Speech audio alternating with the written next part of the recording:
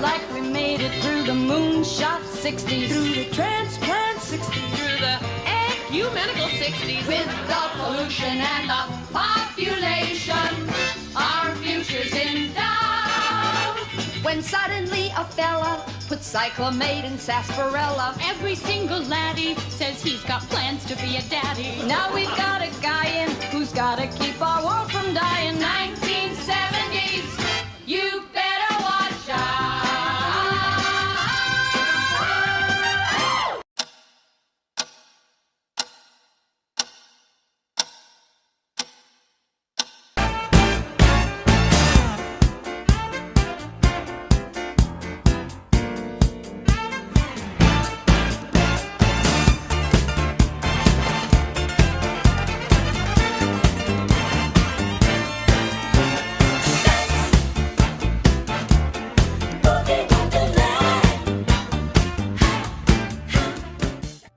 Good morning, Vietnam. Today I will be taking you back in time to the 1970s. Let's talk about one of the most defining aspects of the 70s, music. Here we have 8-track tapes, which are obviously music tapes you would put into your little car or your little 8-track tape player, and it will play music. Here we have a vinyl, David Bowie. This decade was full of musical revolutions and also controversy.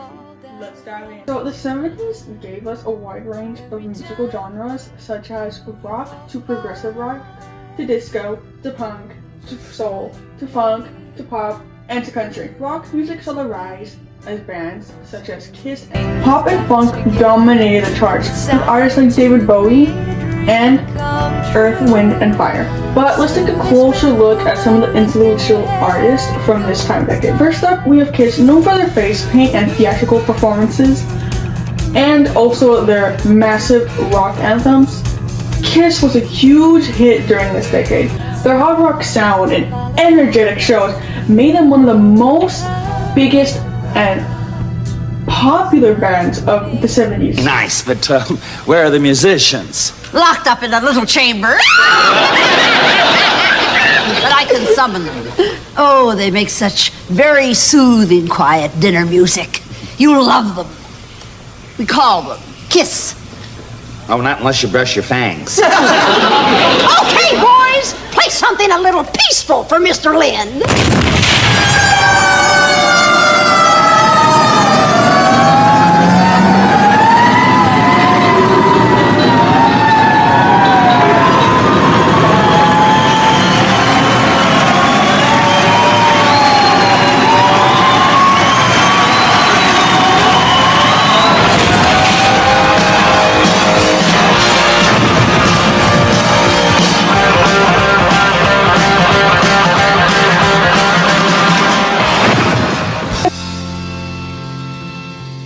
Jim Morrison with The Doors was an American singer, songwriter, and poet.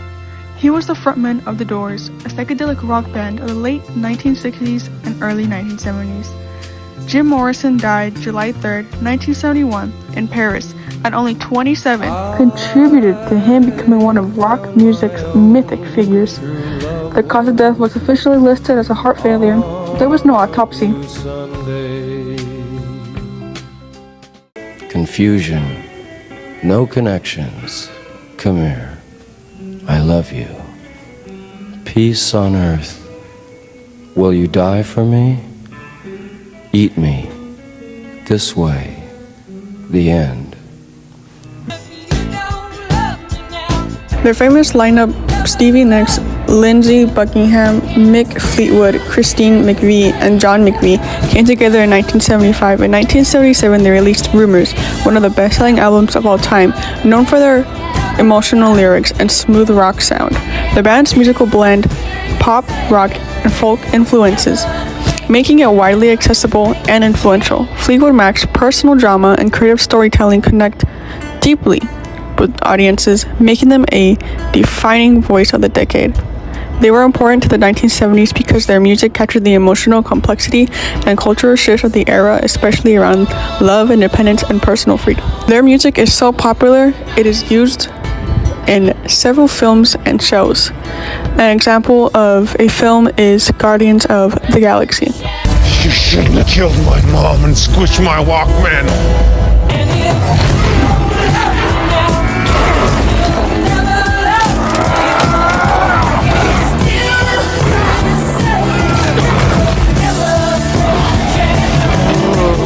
Always just about sound. It was about culture and identity. Punk rock was born through the political unrest and also the commercialization of rock.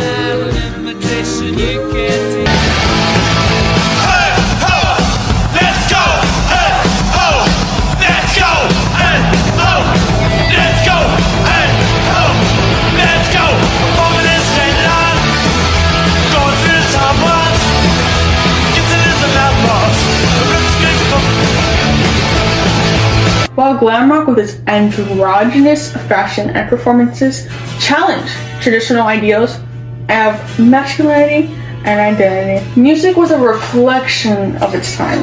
The 70s were filled with political struggles, economical shifts, and cultural shifts. Whether you were looking at the Kiss, or grooving with disco, or just lost in the experimental world of passive-aggressive rock, the 70s had a little bit for everyone, and I mean everyone.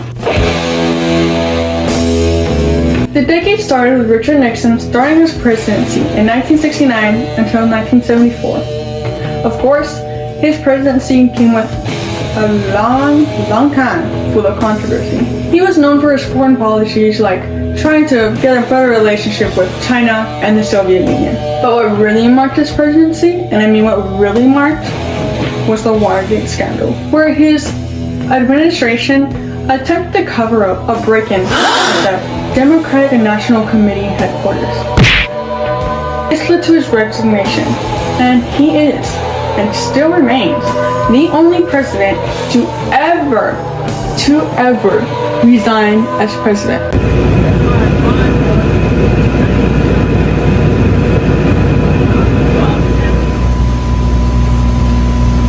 Good evening. This is the 37th time I have spoken to you from this office, where so many decisions have been made that shaped the history of this nation.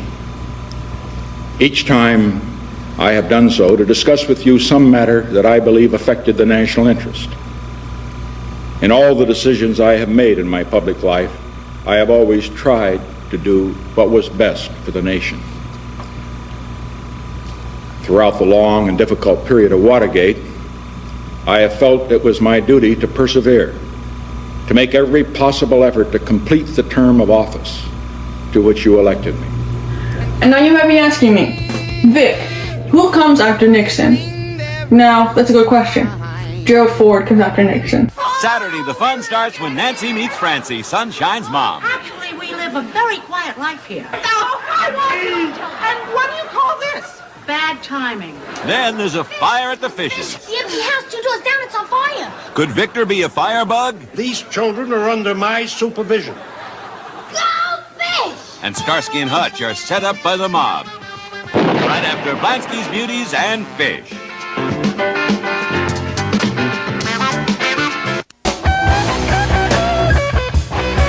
Gerald Ford took over in 1974 until 1977. And you might be asking me again, was there any controversies with him? Why, of course, my fellow news watcher, of course. He pardoned Nixon. Obviously, the American society and the American people were not happy about this decision. They weren't. Yeah, he might have pulled us up for Nam, but no. So, his presidency struggled, especially with the economical issues. Then we have Jimmy Carter. He served from 1977 until 1981. Jimmy Carter focused on human rights and energy conservation. He then procured the Camp David Records, which was a peace agreement between Israel and Egypt. But his presidency was overshadowed by the Iran hostage crisis, which 52 Americans were held hostage for 444 days. But we begin now with an on-the-scene account by the one American television correspondent who has been there since the beginning, the seizure of the embassy last Sunday, and who, with his crew, has provided us with outstanding coverage all this week. Here is Bob Dyke in Tehran. This picture tells it all. This flag was apparently taken from someone's office inside the United States Embassy. It was burned Tuesday evening outside the embassy's gates. To the Iranian demonstrators who set fire to it, this was a symbol of victory. 2 days earlier, several hundred young people, mainly students at Tehran University, had taken over the embassy. We are not occupiers, they said. We have thrown out the occupiers. But instead of chasing all the Americans out of the compound, the Iranians imprisoned them in a building somewhere on these grounds. They have been hostages ever since. The 70s economy was rough, and I mean it was rough. We had stagflation, which basically meant high inflation, high unemployment. Inflation peaked at 13%. Meanwhile, unemployment rates peaked at 9%. We also had two major oil crises, 1973 and 1979, which meant longer gas lines because we had no oil. People waited in long car lines just to fill up their tank. The top tax rate was at 70%, but of course, the rich found loopholes in this. Don't they always? The civil rights movement continued fighting for equality. Meanwhile, the feminine movement gained momentum. This was the title IX in 1972, basically prohibiting gender discrimination in education. The first Earth Day was celebrated in 1970, marking the first wave of environmentalism. The Vietnam War ended in 1975, and still we had a wide range of anti-war movements.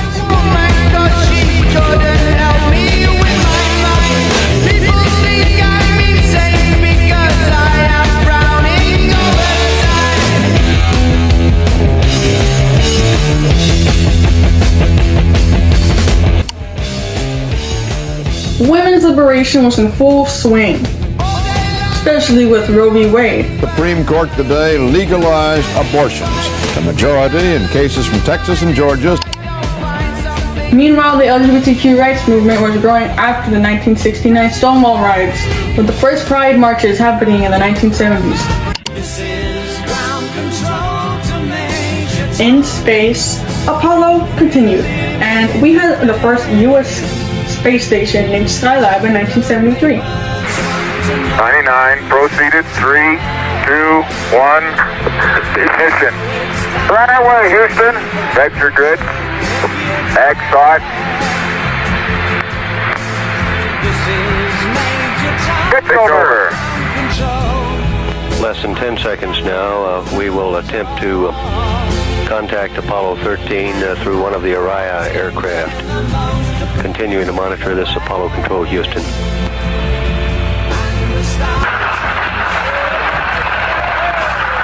Odyssey, Houston, we show you on the mains. It really looks great. Alright, to Araya Control, say your last, you a box. But not everything was inspiring. Serial killer Ted Bundy terrorized multiple women in multiple states until he was arrested in 1978. Detective Thompson, you say you knew Theodore Robert Bundy on August 16, 1975? Around that time I was acquainted with it, yes, sir. Around that time? Yes. On that date? You say I'm not positive on the date. Oh. First of all, I guess I should just ask how are you doing up here? So, short question deserving a long answer. I'm doing well. I feel good. Working hard on my case. Need a lot more sun and a lot more fresh air, but other than that, I'm doing okay. Good morning, America. Come join us for breakfast. You're the one. We're fixing breakfast for you. You're the one. At McDonald's, we're fixing a hot, delicious breakfast just for you. Fresh scrambled eggs, hot cakes and sausage, our own Egg McMuffin, lots of Danish pastries. Try 'em. At McDonald's. We do it all for you. So the whole reason why the U.S. got involved with the Vietnam War is because we hate communism. We've hated communism ever since communism was born. Feared that communism would spread across Asia, especially South Vietnam. And if South Vietnam did fall, domino theory. If you understand, you understand. The war was brutal. Unlike previous wars where battles were fought in clear battlefields, Vietnam was a war of jungles, booby traps, and guerrilla tactics. The North Vietnamese and the Viet Cong used hit-and-run attacks, underground tunnels, and ambushes to fight against the far better equipped U.S. military. The war dragged on, becoming more and more unpopular back home. Protests erupted across the U.S., with young people burning draft cards and chanting, "Hell no, we won't go." By 1973, under President Nixon's policy, Vietnamization, we pulled out of the war. This meant, with us pulling out of the war, this led full responsibility to the South Vietnamese. But in 1975, North Vietnam launched their final attack, capturing the capital of South Vietnam, Saigon.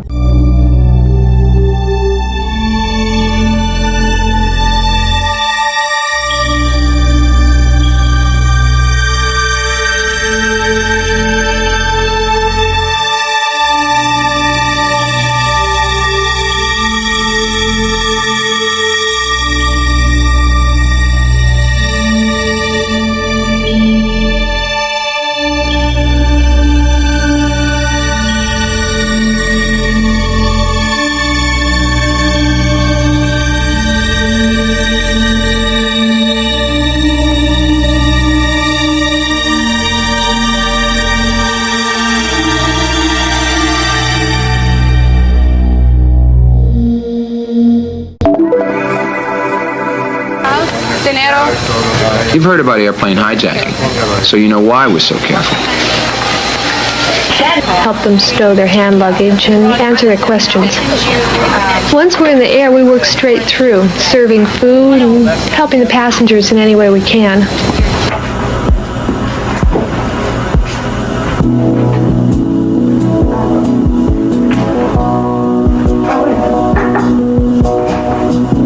Miss, you better look at that note. I have a bomb.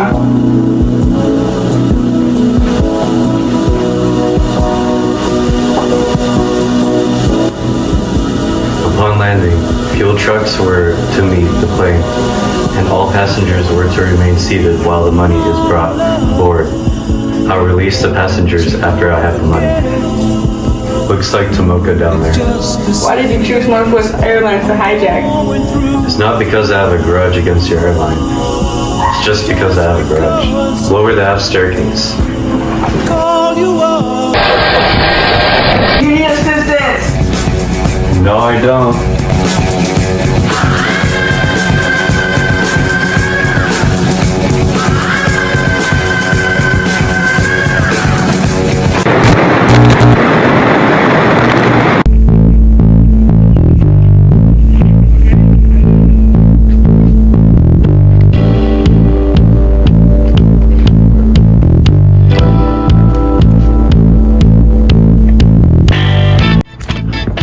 Miss, can you help bring my mail to my car?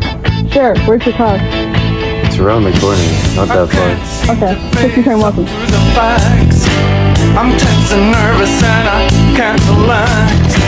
I can't sleep cause my bed's on fire. Don't touch me, I'm a real life. Where are you taking me? Psycho killer. Shut up. Please don't do this. Turn around.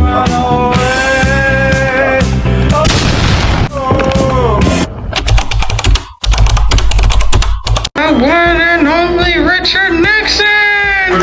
Wow, look at that! We got Richard Nixon! Oh my god! And the Nixon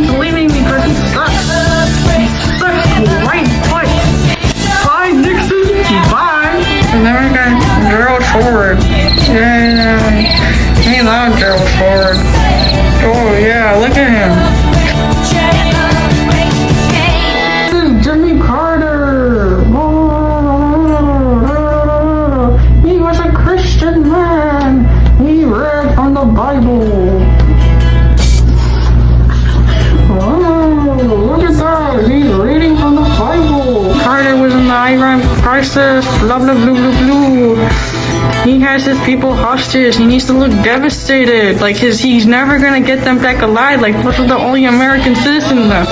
He needs to look stressed. He needs to look stressed. Recognize this table.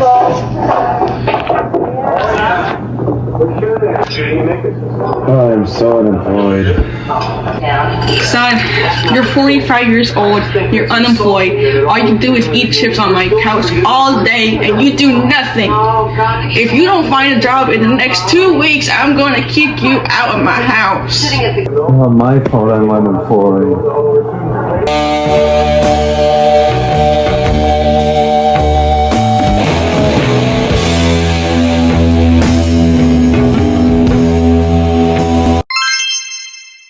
Hey guys, what do you guys think the 70s was like? I think it was like pretty fantastic. I mean, there was music and all that. What do you think? I think the 70s was a time of its own when people were just able to be themselves and, you know, no one really judged you.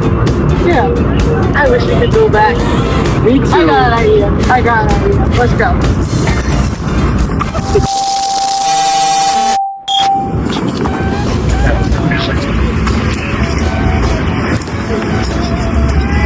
What year is it? It's May 2nd, 1970. How did I get in the 70s? Where are my friends? Where am I? And why are people dressing like it's the 70s? Where am I? And where's everyone?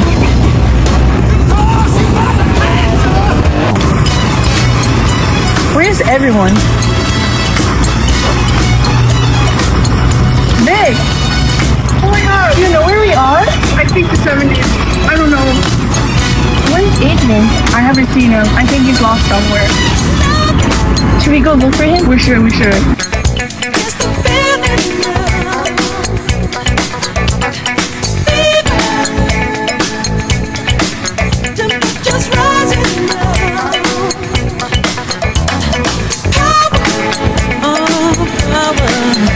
Hey, Vic!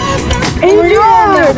Where have you guys been? I have no clue. We have no idea. You guys know we're in the 70s? What? Really? We're in the 70s. No. I just asked some locals, and I think they're on their way to a disco. Ain't nowhere. Should we go? You guys want to? Oh, let's go. Yeah, they were dancing and singing and moving to the grooving. And just when it hit me, somebody turned around and shouted, "Play that funky music, white boy. Play that funky music right. Play that funky music." Guys, this is fun and all, but I think our parents will be worried. Should we text them? My mama does it. Guys, there's no service in here. Oh, well, I mean, I don't think they have T-Mobiles in the 70s. How are we going to get back to our parents? That's a good question. Did any of you guys bring a pull-up? Yeah, I did. There's no Wi-Fi.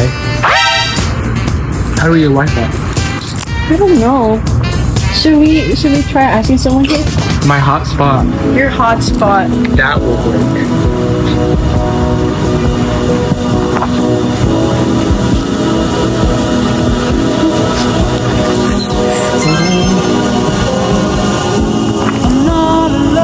Yeah.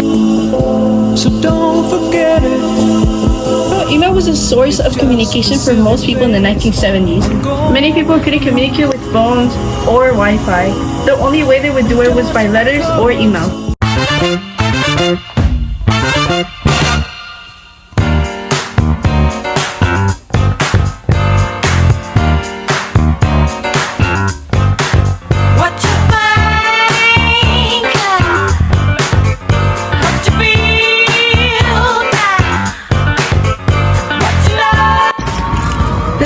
All about expressing yourself. There was a bunch of bold patterns, everyone was unique, and you could do anything you wanted. The 70s vibe. You couldn't walk down the street without seeing bold colors, big hair, and some serious style statements.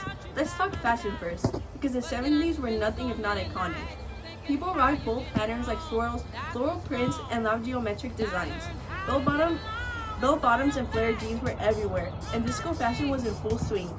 Think sequin dresses, shiny fabrics, and platform shoes that made you look 6 feet tall. People rocked bold patterns like swirls, floral prints, and loud geometric designs. Bell-bottoms and flare jeans were everywhere, and disco fashion was in full swing. Think sequin dresses, shiny fabrics, and platform shoes that made you feel 6 feet tall. At the same time, the hippie movement brought in tie-dye shirts, flowing skirts, and mulatto fringe. Earth tones like browns, orange, and greens were super popular, and you couldn't forget a good jumpsuit. One piece, bold color, boom, outfit complete. Some people leaned into the punk style to ripped jeans and band tees, leather jackets, and safety pins. And for the hair, afros, long natural hair, or even mullets. No judgment, it was all about expressing yourself. Fashion wasn't the only thing changing. The 70s were also huge for inventions. Alright, let's talk about the groovy 70s. Not only was this decade packed with bold fashion, but it was also a time of some serious game-changing inventions. First up, floppy disks. In 1971, these little guys revolutionized data storage for computers. If you ever saved a file, you had these to thank. But tech didn't stop there. The same year, we also got the MRI scanner, a huge leap in the medical imaging, letting doctors see inside our bodies like never before. If you ever thought email was a recent thing, think again. It was actually invented in 1971, making electronics messaging possible for the first time. Fast forward a few years in 1974, we saw two huge super important inventions, Post-it notes, which became a must-have office tool, for reminders, and Rubik's Cube, which took the world by storm as one of the most iconic puzzles ever.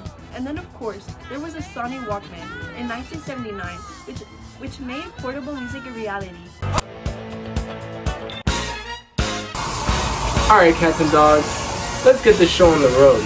The 70s, what a trip. You got bell-bottoms, tie-dye, disco fever, and a whole lot of freaky deepy trends. But it ain't about the threads and the boogies, it's about the people who shaped the decade. So, stop dipping in my Kool-Aid and let me break it down for you. And if you were into books, man did you have options. 100 Years of Solitude was a game changer, putting Latin American literature on the map. And if you were a precinct trying to figure yourself out, Judy Blume had your back with Are You There, God? It's me, Margaret. And let's not forget Fear and Loathing in Las Vegas. Hunter S. Thompson took us on a drug-fueled ride through the American dream gone sideways. And in 1972, John Bardini took superconductivity to the next level. It's wild stuff, man. So yeah, the 70s weren't just about looking groovy and getting your boogie on. It was a decade of change, of voices rising up, of minds pushing the limits, and if you ask me, catch you on the flip side. You guys might have heard, and also might have played with a toy called a Rubik's Cube. You know, that cube that's colorful and extremely hard to solve, and you can only really solve one side, and you're either missing a side. Anyways, 1970s gave us a wide arrangement of entertainment. First up, we got the Telstar. It was a kind of like video game thing you'd play at home or at an arcade. One of the earliest arcade inventions ever. Second, we have TV. A popular show was The Cher Show, where she'd have many people on different episodes doing God knows what. And then we have movies. Some famous movies at the time was Jaws, which you may know has the killer shark that goes after everyone.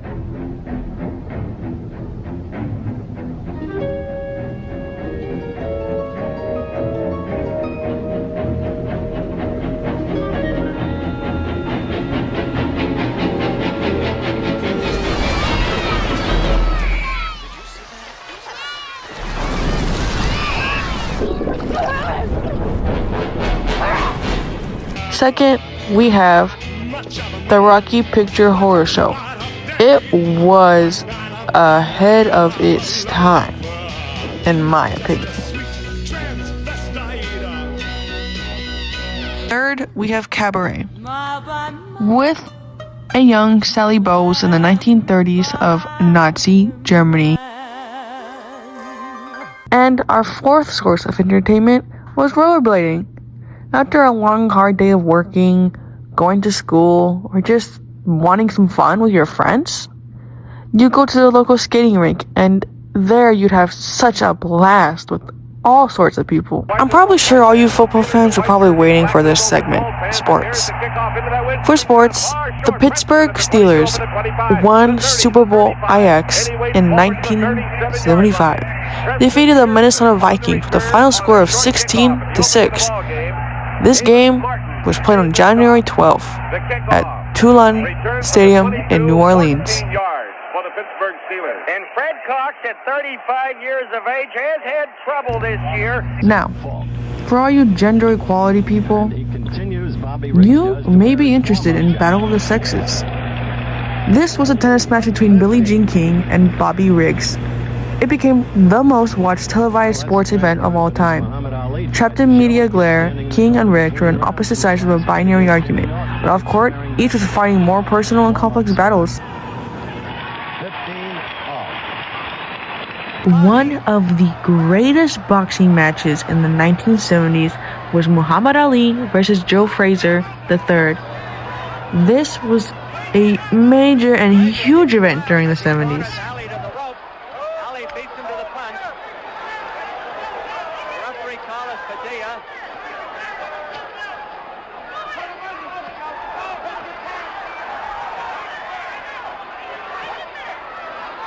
Ali apparently doesn't want to get trapped on the rope.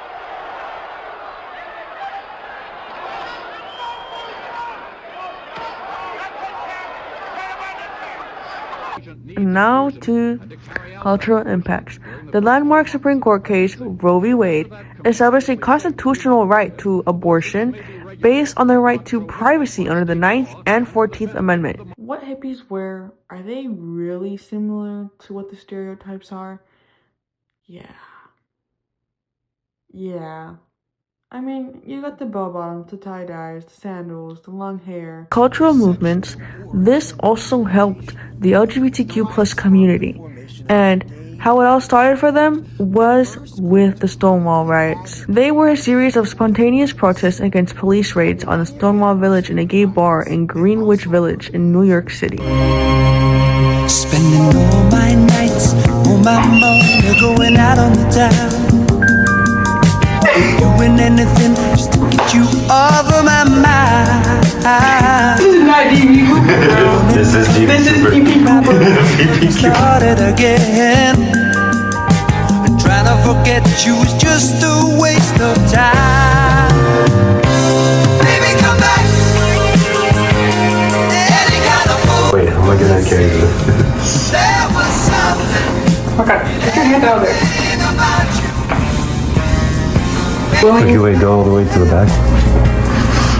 Do I jump? Yeah, try. And I just can't live without you. Ignore that. I smoked when I laugh. No way, I'm listening to your real laugh. Yeah. The Terminator. Mask of false bravado. Trying to keep up a smile and hide the tears. But as the sun goes down, you get that empty feeling again. So I kidnapped this man. Cause I'm a pimp. Baby, come back. Any kind of fool could see.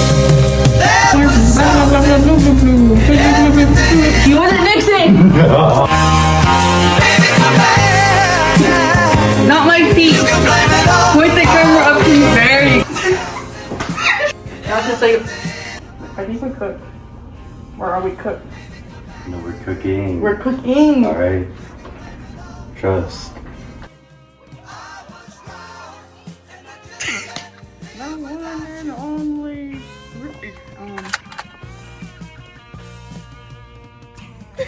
Where are you taking me? I don't know. Why is that flashing? It does not. I'm about to get epilepsy. Good. This is Jimmy. Get over here, William.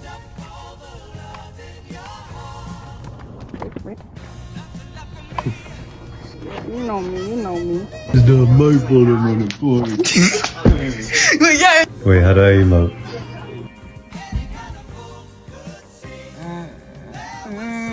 Like that. Or do you think the other take was good? Wait, like. Let's go. Wow! Bro, okay, Ooh. So heavy.